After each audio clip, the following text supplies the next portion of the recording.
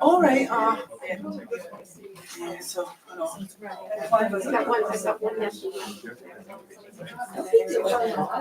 all right. Okay.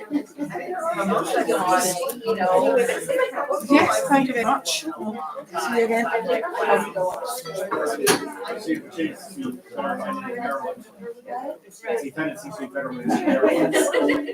No, I don't think so.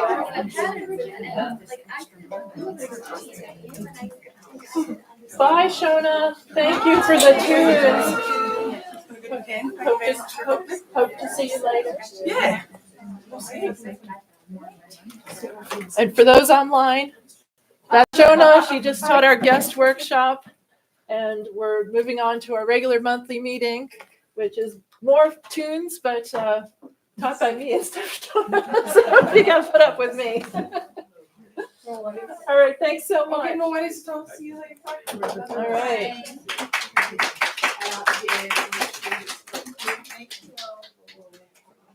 Okay, I'm typing into the chat so people know what's up who are online, and there are some there, maybe.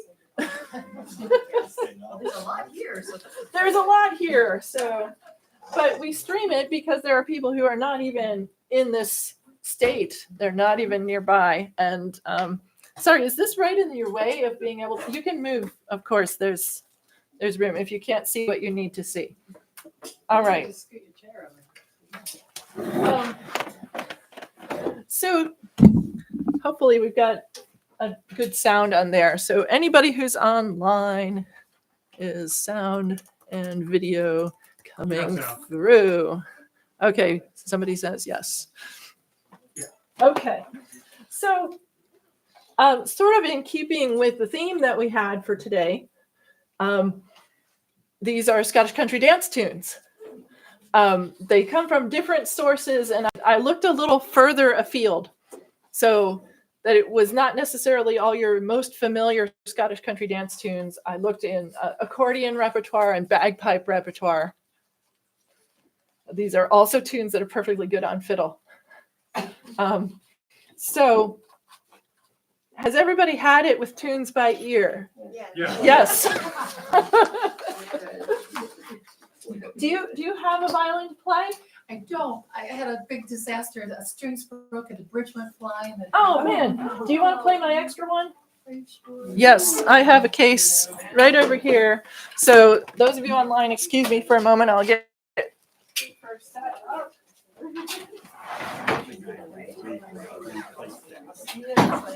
Do you have your own bow or shoulder rest? Yeah, I can use the bow and shoulder. Okay.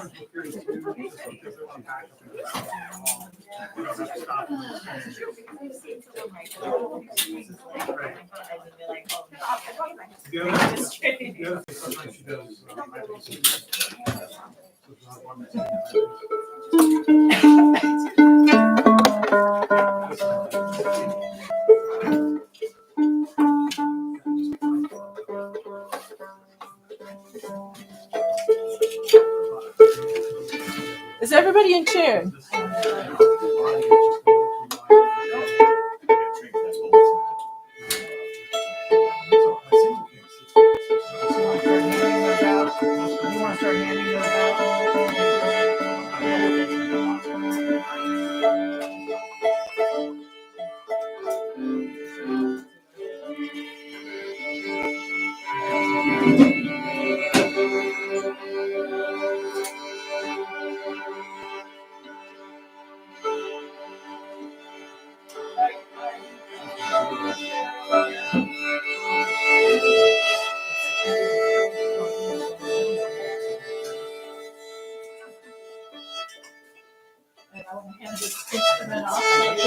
All right, thank you. Okay, so I'm glad people had a little bit of time to tune. Now, I didn't know how many people were going to be here today, and I underestimated.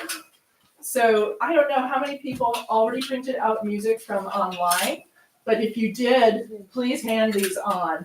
And we'll have to see if we've got enough for everybody here. So it's take one. I have 4 different pages to hand around, so I'll hand around page 5, then page 6. Well, this is 8-5. Yeah, does it say page 5, book 31, page? 6 at the back and 8 at the front. Well then, better take that Here's the away. 6. Okay, It looks like all 5s. Okay, so those are all 5s? yeah. Okay.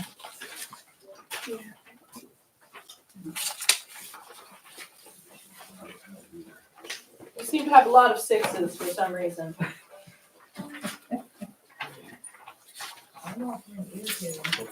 Since we have this music for the ear dude. Marilyn? Who said that? No, me. She can blame me.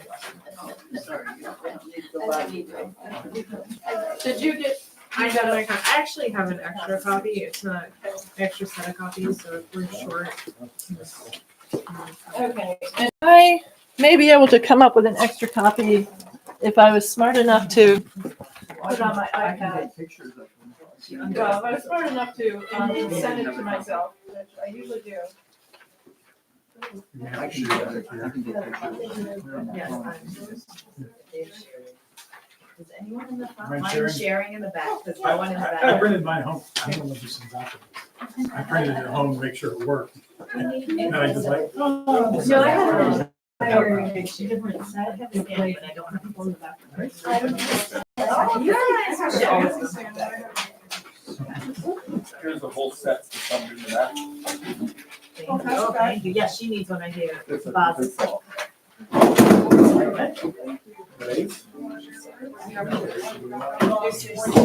oh, we do have. Okay, I've got the music on my iPad, so I have one more set of music. Does somebody need a set of tunes? Anybody else needing a set of this month's music? 5? Yes, this is a 5, 6, 7, 8.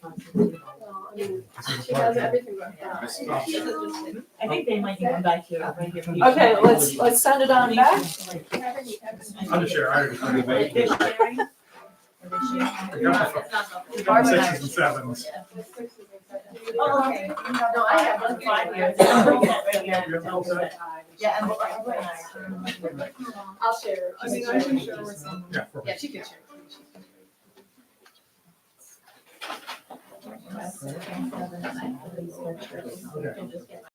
Right. Yeah. No, it's like. No, I didn't try, I just did it last year, so I haven't tried any of them.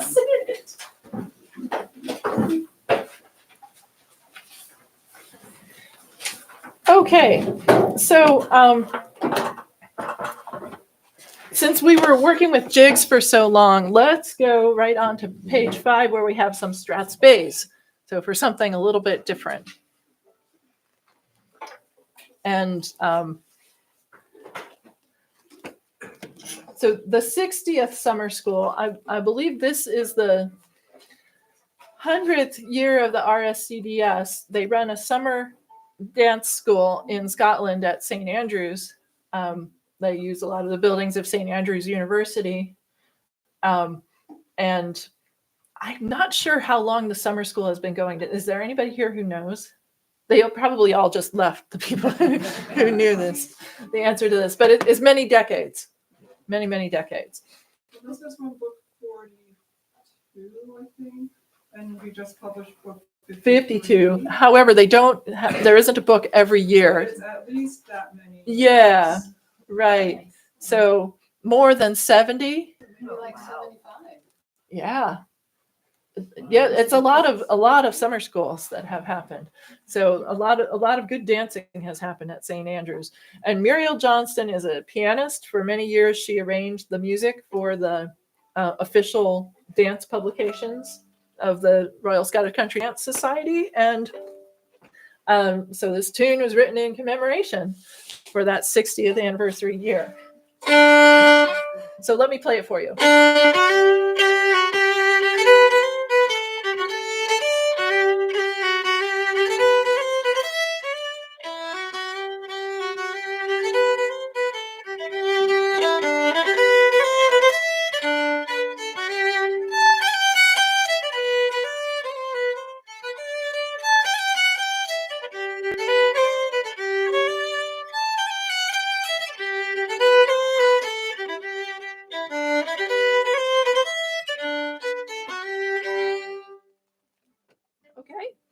let's give it a go and let's play it slower.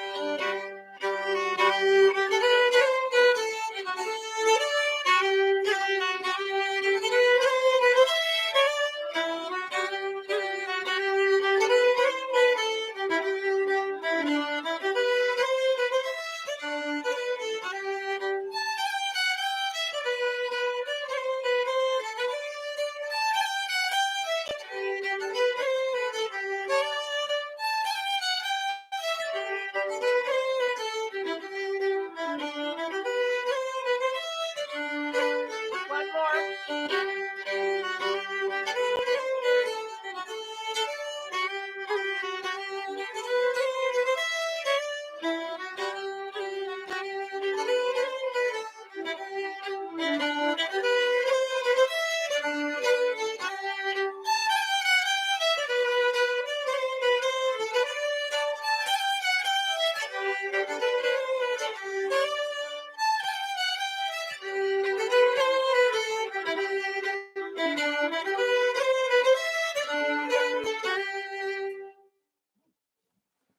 Okay. All right, our next tune, Miss Christina Ireland, is from David Cunningham Sr. Both David Cunningham Sr. and Jr., both brilliant accordion players. David Cunningham Sr. has written a whole lot of Scottish country dance tunes and is a Scottish country dance band leader for many, many years.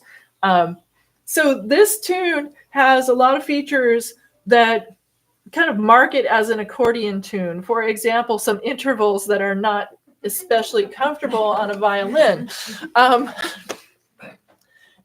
It also is kind of marked as a 20th century tune because of the chromatics. We just heard Willie Hunter's tune with the chromatics in it, and triplets, which are really common in 20th century accordion Strath space. So this is giving us our taste of accordion music. Let me play it for you so that you hear how it sounds. Miss Christina Ireland.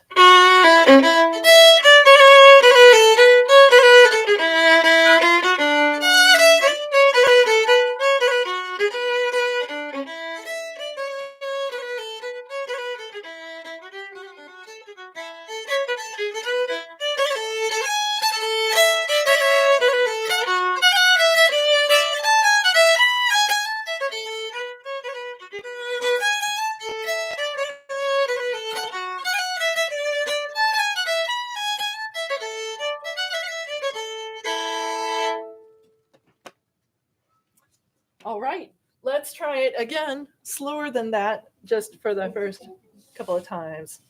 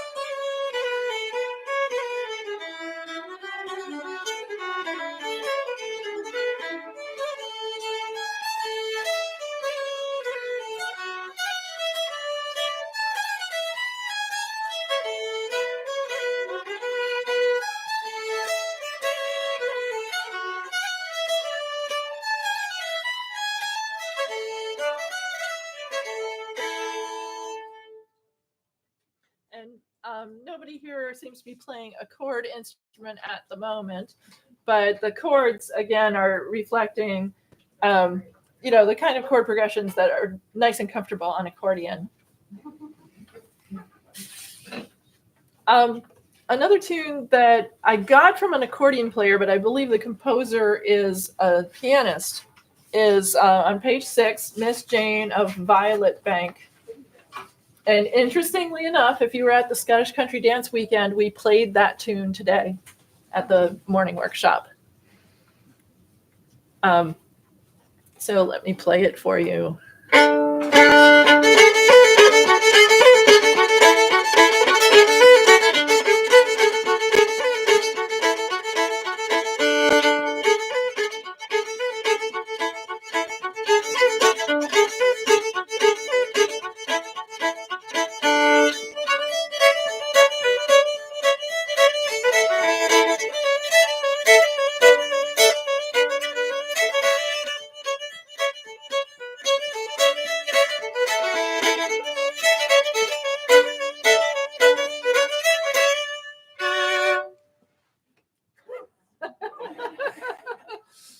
So you have to play it. For those of you with classical background, this is not an etude. Do not play with an etude. Not not all notes are of equal importance. So you have to get work on getting the dancey feel to it.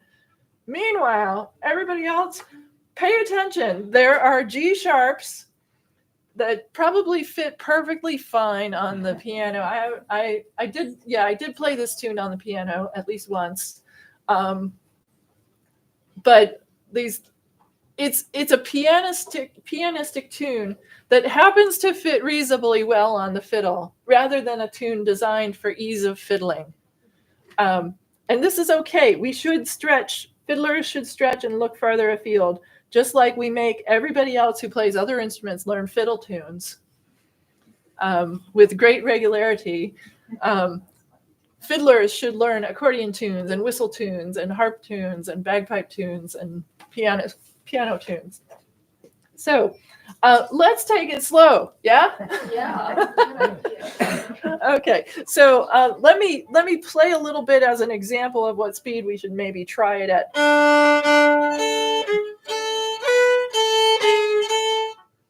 Sound good? 1 and 2 and 3 and.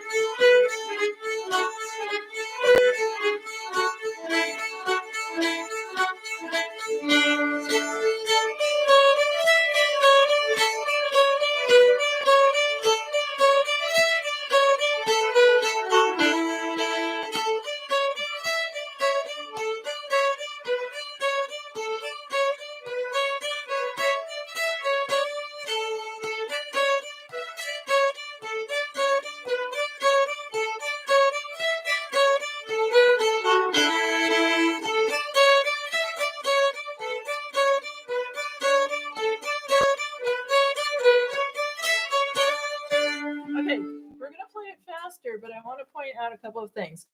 One is that there's a tendency in this group to speed up at certain places. Let me demonstrate. Oh, this part's easy. You don't want to do that. That's not allowed. This is a dance tune, and part of dance tunes is keeping a steady rhythm. So what are some of the ways you can do that? One way that helps me, okay, I have some classical background, plus I just love listening to Bach. And when you listen to a Bach violin piece, there are often multiple lines of music going on in that piece. One instrument is playing it, but there's like da-da, da-da, da-da, da-da, you know, that kind of counterpoint going on. So think of this tune as having a melody within the melody. And so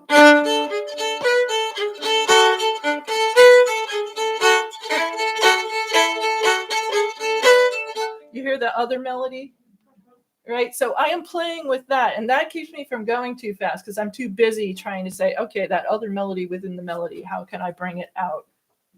So I'm using different strengths of bow strokes to do that.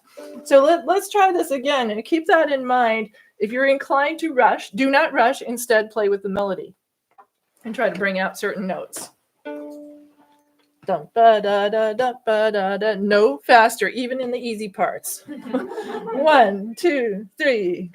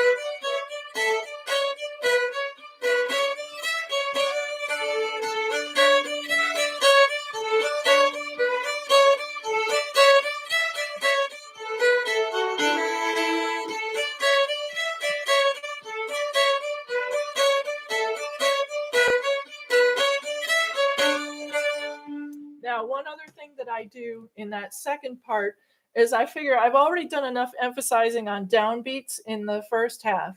So in the second half, I tend to do offbeats.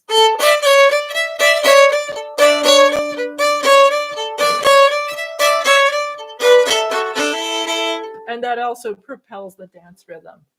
So mess around with accents that are not on the downbeat as well. Now that's exactly counterproductive to what I just said about bringing out that melody within the melody. So obviously you're not doing those things at exactly the same time, but there are ways to play with the melody more than one way. And that is what makes this tune more interesting rather than just this collection of notes. So let's play the tune again, and you can try offbeat stuff with the accents, playing every note still in the B part. Or if you're at the point of just learning the tune, well, just play it. Okay, here we go. Dum ba da da, 1 and ready and go.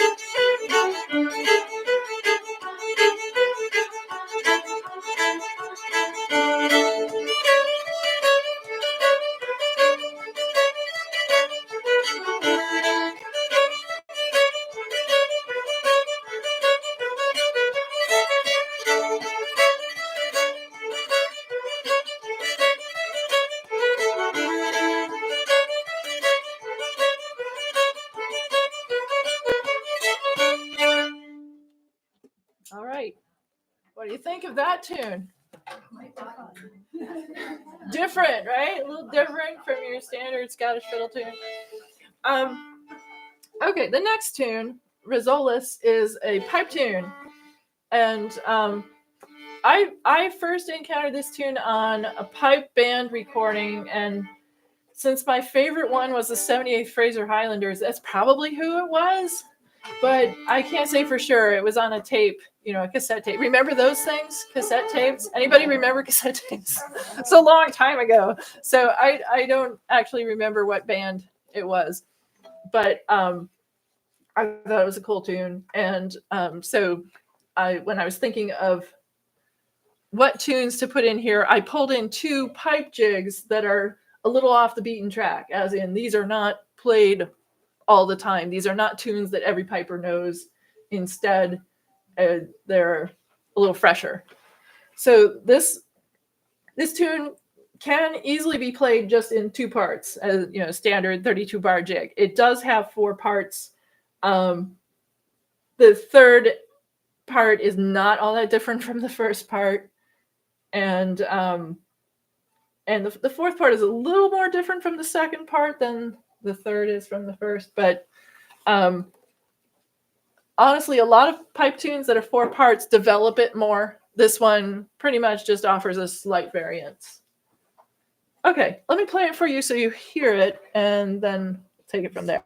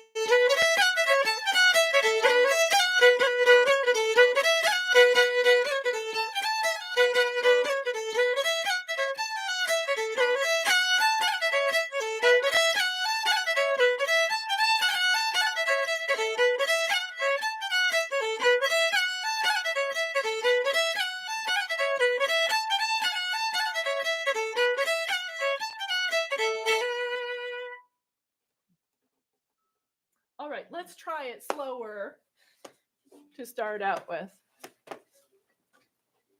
And speed to start it. Let's how's that? Seem reasonable? 1, 2, 3.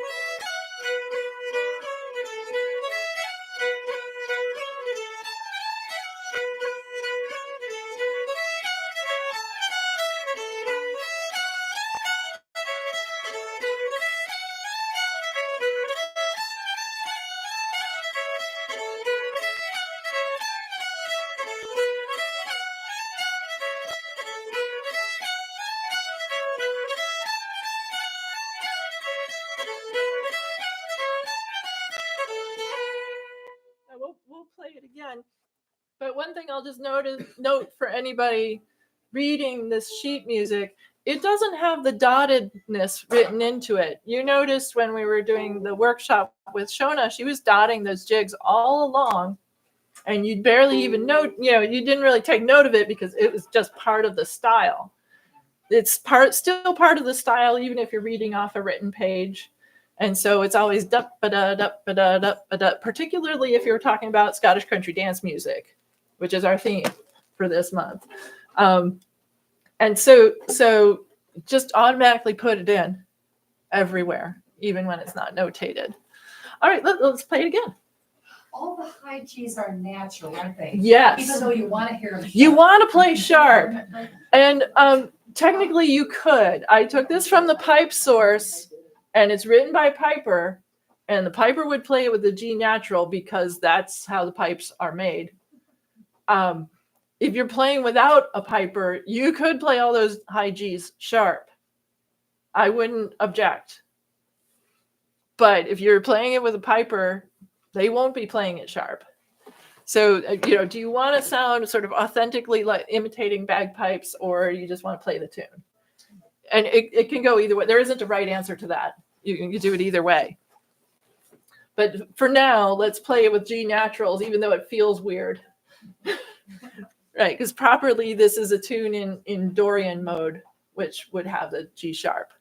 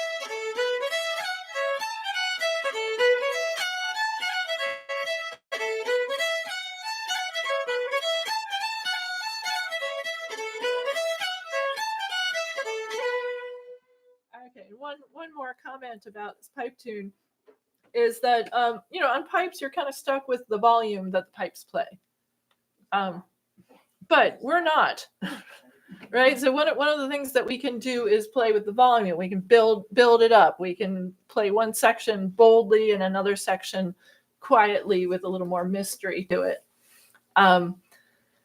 And I'll just point out that when your pipes are playing in a band configuration, they're playing pipes and drums. And there are many tricks that instruments that cannot change their volume use to give people the illusion that they're either playing with accents or with volume changes. One of it is built in because on pipes, certain notes are quiet and other notes are loud. So you get sort of the effect of accents happening because the lower notes are louder than the higher notes. The other thing is that if you have the drum corps, the drums can get louder and quieter. And so depending on how the drums are arranged, you can make the effect of the whole band seeming louder at certain points and quieter at other points. And pipe bands will use that technique to have more interest and drama in the piece. Shall we move on, or you want to do this tune one more time? Yeah, comment. Is this listed in the McLean collection? Is this listed as a jig or 6/8? It's listed as a, I do know this because I looked at it in the original source, which is online. I love it. This, March, that is. yeah, is it listed as a 6/8 March? You know what, Pete? I can't remember right now, even though I looked at it. It feels very Marchy. It feels like. Oh yeah, it feels 6/8 March. it But feels- then so many of those make good jigs too. So. right. And pipers play jigs a little differently than the country dance bands do. Oh, we're getting chats. Oh, Shona is tuning in. Shona says, "What is the name?" Oh, this is Risolis by pipe major Colin Thompson, and I got it from the G.S. McLennan collection. So old, and we had a workshop on G.S. McLennan tunes a few years back. Some of you might remember. Okay, let's move on. So slow airs get used for Scottish country dancing. They kind of get commandeered into the strathspey world. They're not strathspeys, but the dancers will do strathspey steps to them, and it gives a completely different feel to the same strathspey steps. So the sort of proper strathspeys will tend to propel the steps in a certain manner, whereas the airs make people dance gracefully, but not with propulsion. So the title tune be in air? The title tune can be in air. Now, that didn't used to be the case. In fact, when the first slow air used for a title tune came on the scene, it scandalized many people. And then the more they listened, they said, oh, that's rather nice, isn't it? We should do that more often. So I believe that Liebig was the first dance that was done to a slow air. And it was quite shocking when it first came on the scene. It was before my time, so I can't testify to that person. I'm not that old. And also, would you use an air for a second or third tune for something that's starting with an actual strath? I would not mix airs and strathspeys in a medley. So if the title tune for the dance is a strong strathspey, stay there. There are so many other strong strathspeys. It's not like you're going to run out. And the same thing, if the title tune is a slow air, I would tend to stay there in slow air land. So this one is an air composed for a modern Scottish country dance from Book 50, and I have now forgotten the name of the dance. I did.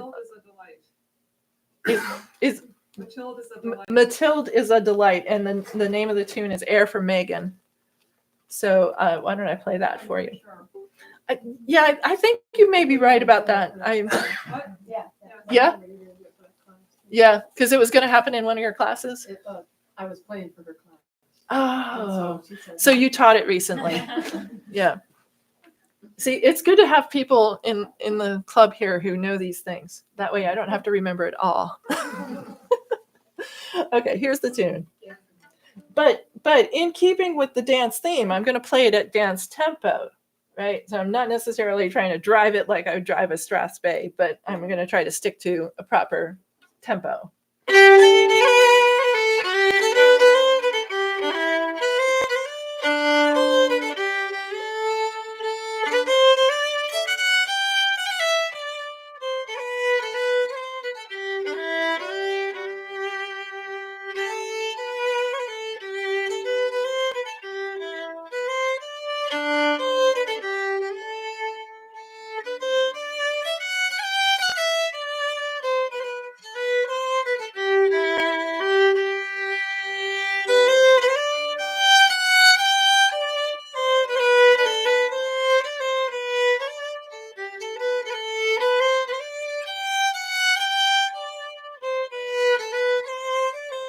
I went to the wrong place. Did I go to the right place? I went to the wrong place, didn't I? The B part.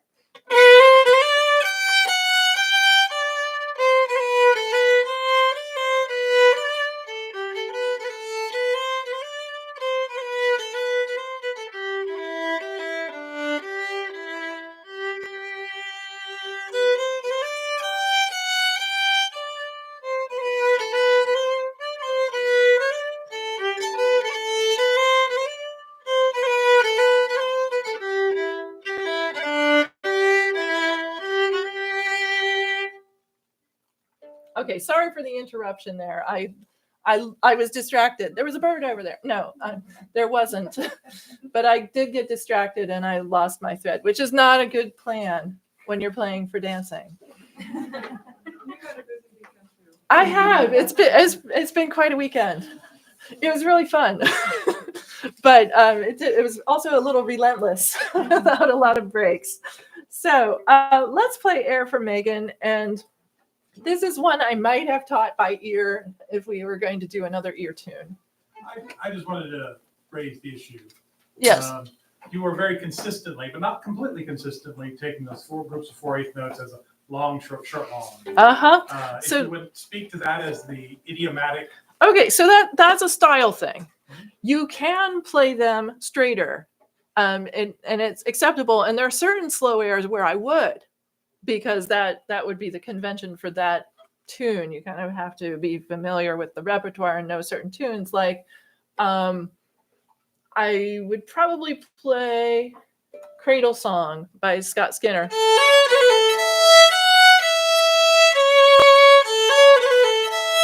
So I'm playing those 4/8 notes straighter there rather than.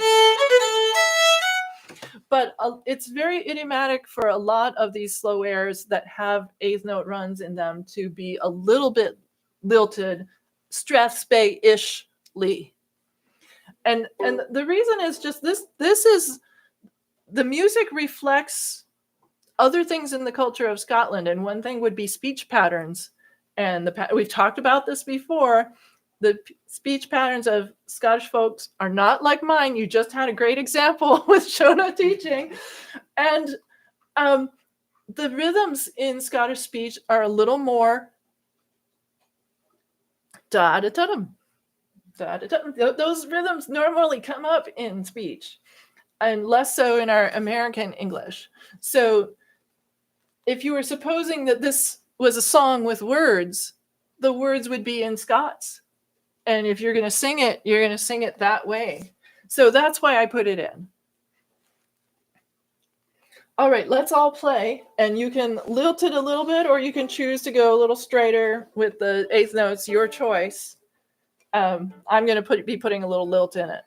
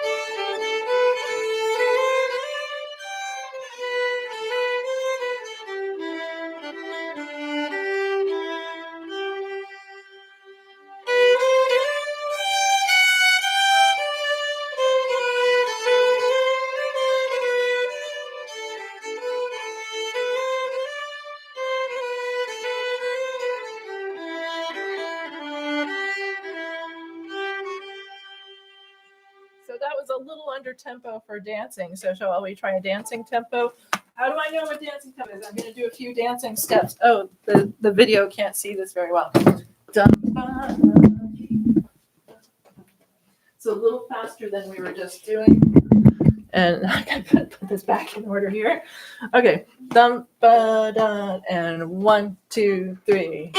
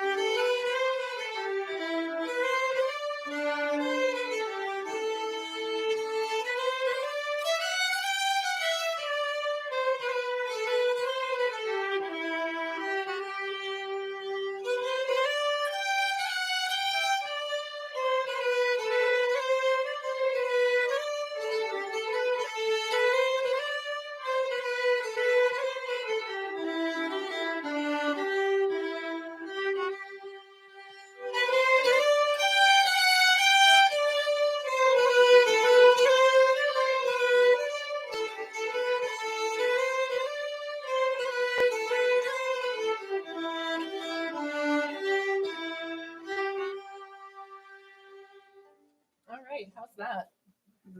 I kept my eyes on the line that time so I wouldn't jump off into some other track. Next one, Celtic Steps. Well, this is a very fancy tune by Ian Muir, who's a Scottish country dance musician. I believe he plays accordion, and if Shona's still online, she can correct me if I'm wrong on that. But he's dance band leader and plays for Scottish country dancing quite frequently. This tune, very fancy. How did I get introduced to it? I learned it from Andy Embry, who's a pianist, plays Scottish dance music. He lives in California. I did a tour with him last fall where we played in Italy. And that experience was quite a lot of fun for me because instead of just playing my repertoire, or everything Elke's way, right, my favorite tunes, it was a mix of Andy's favorite tunes and the accordion player, Phil Jones, who we got Miss Jane of Violet Bank from, his favorite tunes. So I ended up having to step out of my comfort zone, or it's like, okay, I play all my favorite tunes. I love my favorite tunes. Yeah. And instead I was like, oh, here's something different. And I didn't necessarily have a lot of time to learn these tunes. So I remember this one, my husband and I were in the hotel room and I'm going through Celtic steps here. So I'm going to play this, like pretend that I know this tune really well, in half an hour. So I focused my practice, let's just say that. So you know how every time that I do Fiddle Club, there's a tune that I fall apart on. This, if it's going to be one, it's going to be this one. I know I already used it up on Air for Megan by getting off track. But let's see how it goes. I usually say ack. Yes, so right. you So say just ack count on and see if right. it happens.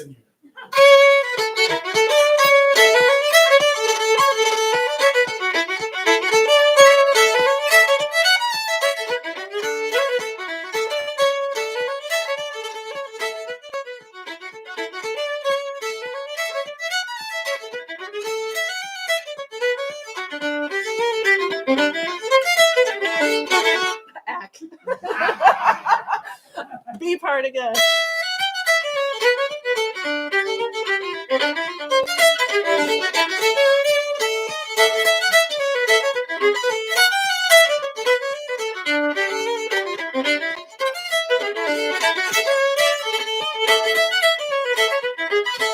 Okay, almost. I almost played it. So yeah, piece of cake, right? Let's play it at dance tempo. Ready and no kidding. Okay, let's try this much slower. You're allowed to unsyncopate. You see how I wrote it with ties instead of with a quarter note there. So you have the option of just untying it and playing those notes separately if it makes more sense and helps you navigate the tune better. But know that you can add that in to make it much funkier once you are familiar with the tune.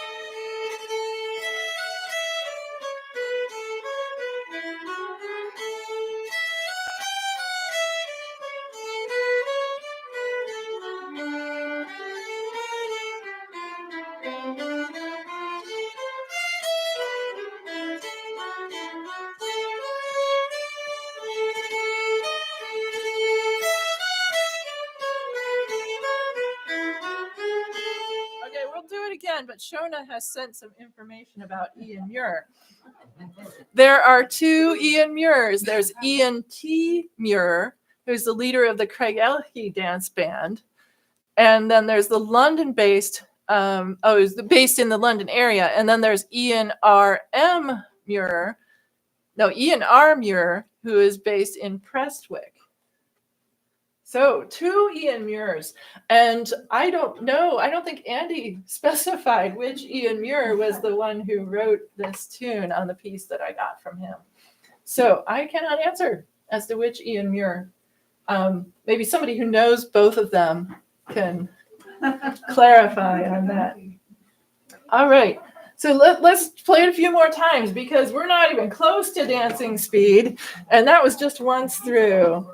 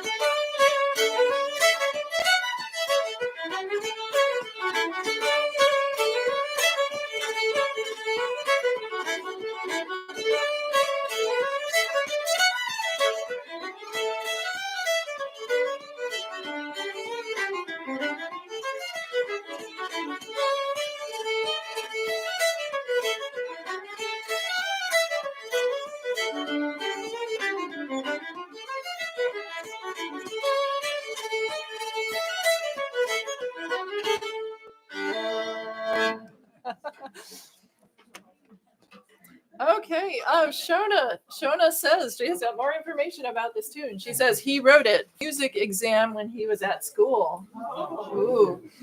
And but I'll try to find out which Celtic Steps was written by okay, it says Celtic Steps was written by a fiddler from Ayrshire, but Ian R. Muir, as in the Prestwick dance band guy, has recorded it, and then Shona says he wrote it for a higher music exam at school. So it's maybe not by Ian Muir, and in that case, I'll issue a correction when I find out who actually wrote it. All right. So the next one on page 8, Randall's Reel. Yes, I got 2 page 7. I got it at home anyway. I don't have more page 8s that I can pull out of a hat here.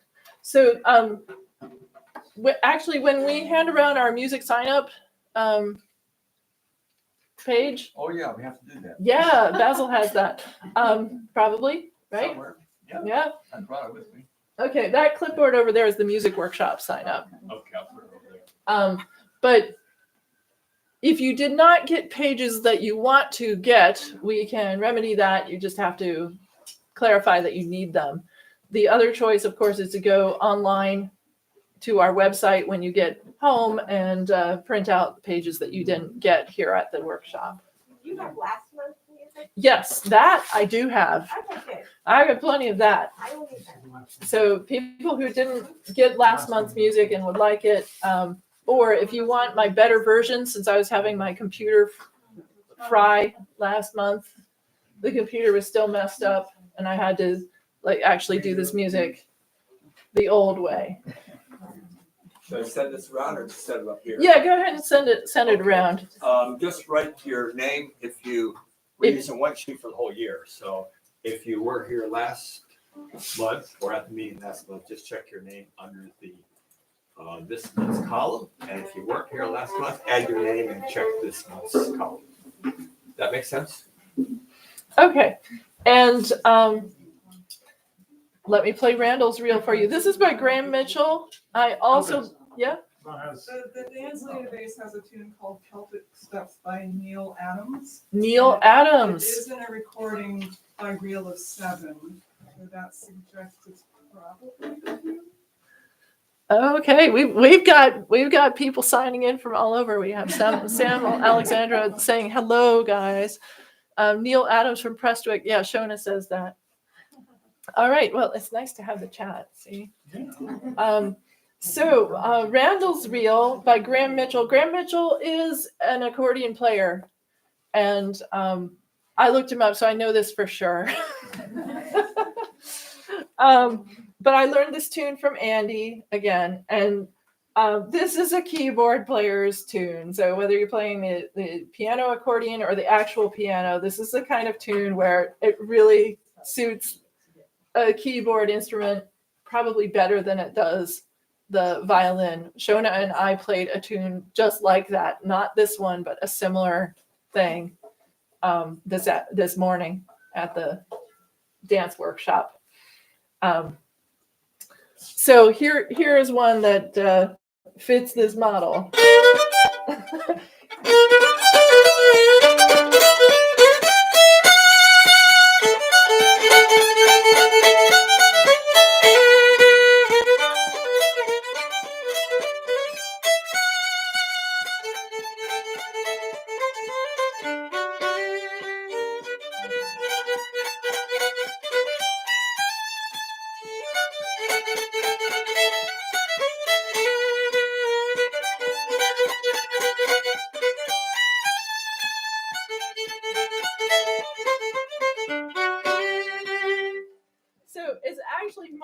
not too bad on the fiddle, other than right at the beginning where you got to get your hands around the.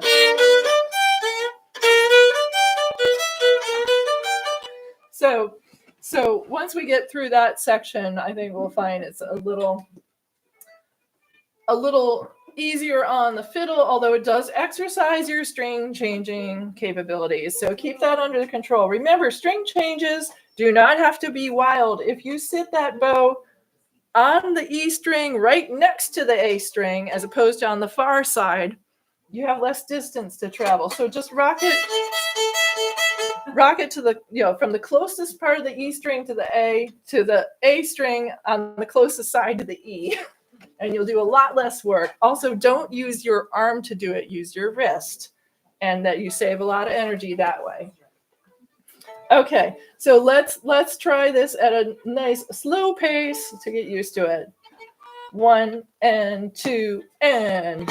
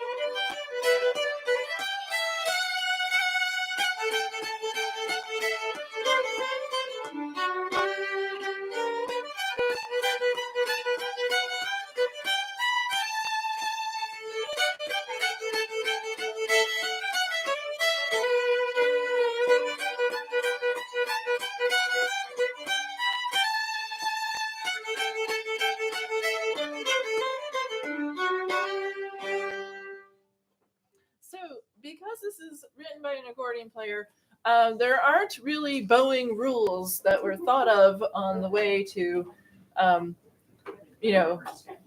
by the composer, that not exactly like built into the tune by the composer, but everybody here is playing fiddle. So I might as well tell you a little bit about what I do with bowing, because otherwise it's just no, no, no, no, no, no, and then some long notes. Right. So some of the things I do, I tend to do that separately so that I can get a little definition on that. If I put slurs in, I'd get this. Right. It'd be harder to obscure that I'm sliding through that.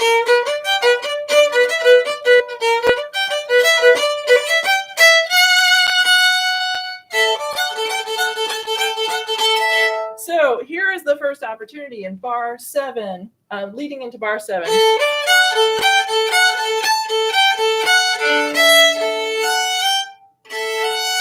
So I do 3 in a bow, up bow. It's a very fiddly thing to do, but it also gives you some definition. It lets you accent the next single 8th note.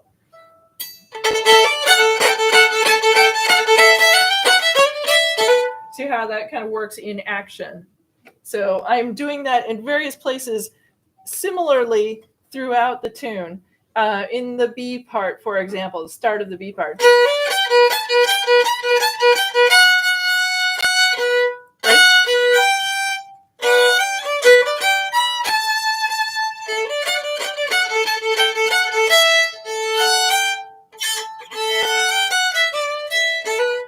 Right, so I keep doing that kind of thing throughout the tune, mostly at that same point of the phrase, because that's where the easiest 3 in a bow lies. Oh, we got more. See, it's shown us just a gem here. She's got some information. Graham also wrote a brilliant march called Kraken's March. I'll have to look that up, and maybe we'll have it in the future. So do you want to do Randall's Reel one more time? Okay. Yep, then you can try out some of these bowing tricks if you like.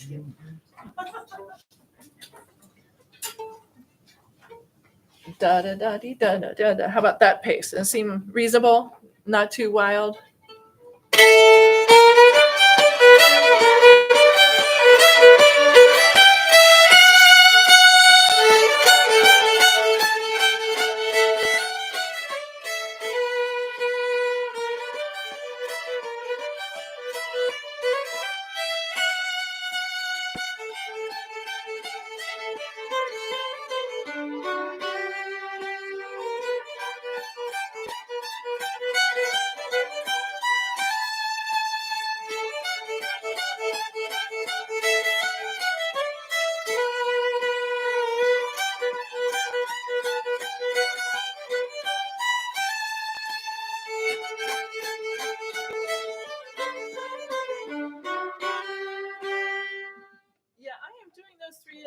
Elsewhere, I was noticing, for example, going into the B part. I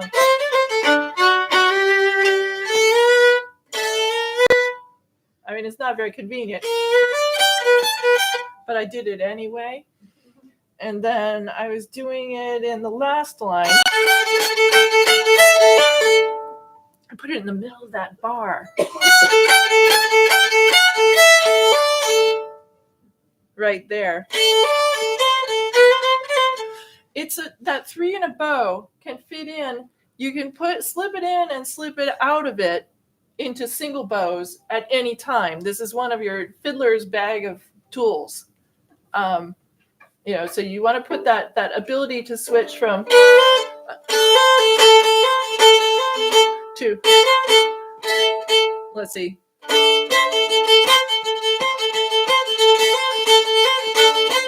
So slip in and out. I didn't give the best melodic example there, but I didn't make it easy on myself. But you can slip it in and out of 3 in a bow, 1 down, 3 up, 1 down, or, replacing any up, down, up sequence. All right, we have got one more tune. And this is another one. This is the one I would have taught by ear first if we were in the mood for an ear tune. This is I Have It Somewhere. I'm fascinated by the title. You know there's got to be a story behind it, but I don't know the story. It's by Alan MacDonald. Many of you have heard of him. Alan MacDonald is from his family of pipers. Battlefield Band. Anybody heard of Battlefield Oh, Band? I love Battlefield Band. Yeah. So Alan McDonald, Ian McDonald, and who's the other one? Dr. They used to play at the Barnes of Wolf Trap. Yes. For a bunch of years in a row. Yeah. Anyway. So this tune I learned from Bob Mitchell, who's a piper. I think Bob might have actually learned it from Alan McDonald. And then just to like verify that I had a good version of it, I went to Alan McDonald's website and he had a few of his tunes with little, listening samples. And one of them was I Have It Somewhere. So I listened to it and sure enough, he plays it this way. So let me play it for you. Now, in this tune, and actually I noticed it in 2 other tunes, so I'll try to correct it. There's something squirrely with the pickup notes where I haven't quite worked it out so that it actually works correctly. So you'll notice there's a full bar of 8th notes at the end, and then you go back to the beginning of the tune, there's a pickup note, and you got to fit it in. Angus, the other brother is Angus McDonald. It's Shona again. So she's just this wonderful source of information. Anyway, just work around that. Pretend there isn't a problem with the pickup notes. Let me play it for you.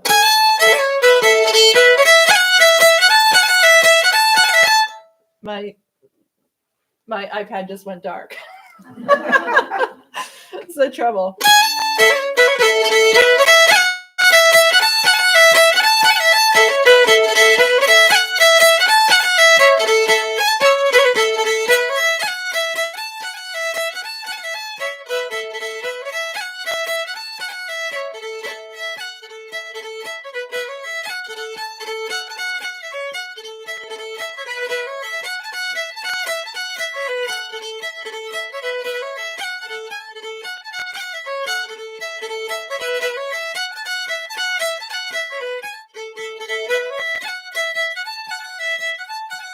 So I couldn't figure out how to fit in both the end of the bar and the pickup note at the beginning of the tune. So I'm just going to say that high A is only the first time.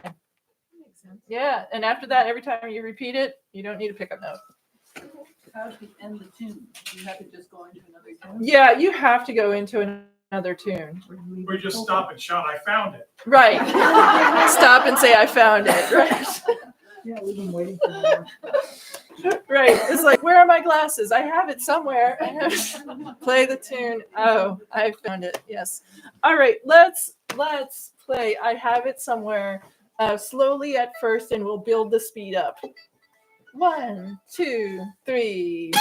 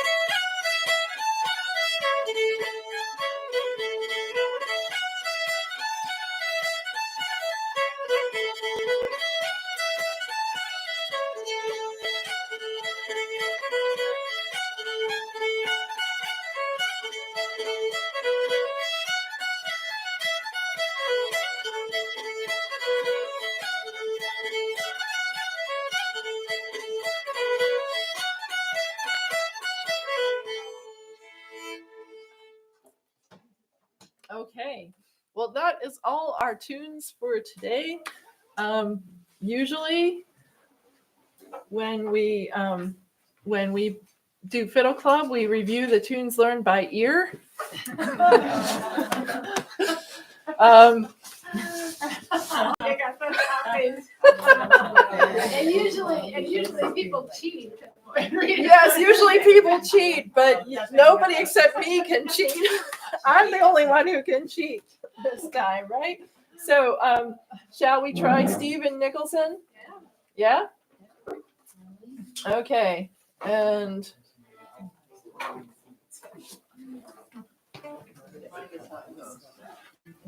okay, so I'll remind you how it goes. Does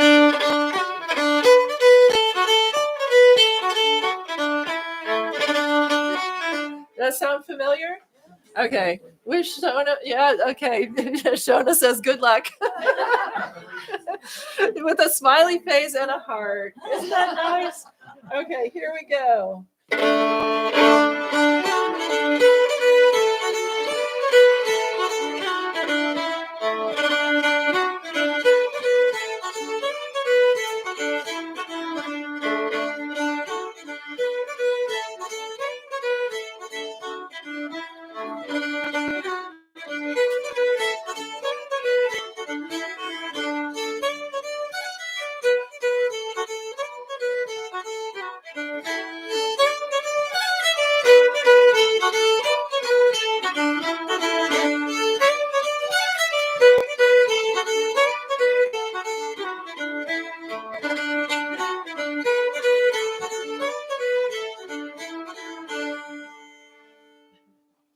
So it sounds vaguely familiar, right? At least a little bit. I will be sending you the sheet music via email, and thanks to Shona for providing this. Okay, let's try Bobby Crow.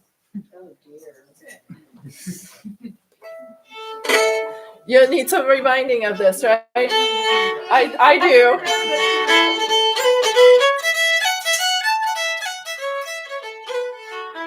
Is that sounding familiar? And then the B part goes into F sharp minor, right?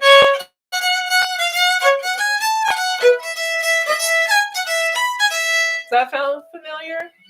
Okay, let's give it a go. I'll play it slower, okay?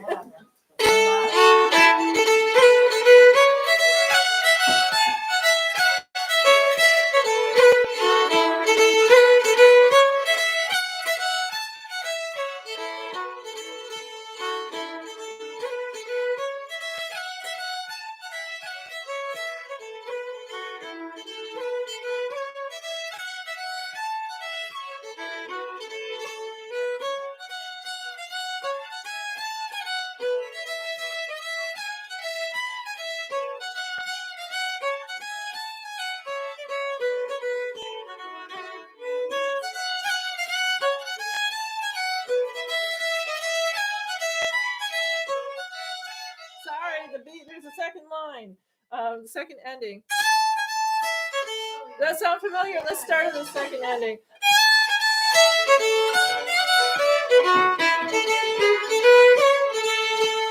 We should do the whole tune again, right? I bet Shona's laughing. Laughing at us. Okay, here we go.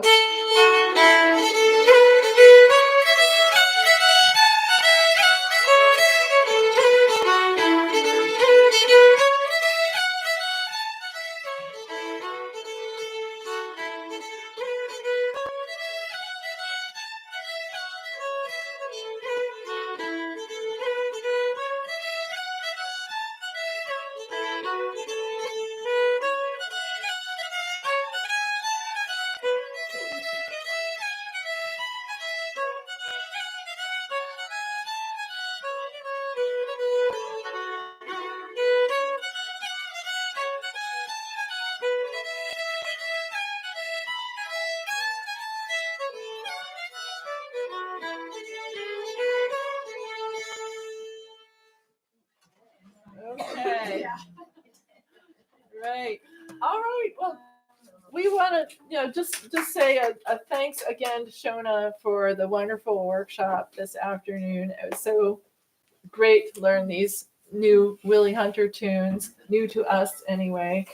And I hope you enjoyed this theme of Scottish country dance tunes, because there's just a whole world of Scottish country dance tunes. There's old ones, there's ones that are not quite so old, there are ones that are brand new and ones that are a little bit new. And they have different characters depending on when they're written and what instrument they were originally composed for. And it's been fun exploring that world, because what a range, huh? And it's especially nice to get the perspective of a guest musician like we had today, because you can hear me every month, but somebody else is going to tell you something different and it might just really click. So it's great to have guest teachers, and I hope you enjoyed having that special workshop, even though it changed our regular schedule and people had to sort of sit up straight and take note of the differences. But been really fun. And we're going to sign off from online. And here we're going to have our potluck and jam. And there's a final message from Shona. It was lovely to meet everyone and a pleasure to teach you all. And thank you for letting me come along and show some tunes to you. Isn't that nice? Yeah. Bye, everyone online. Yes.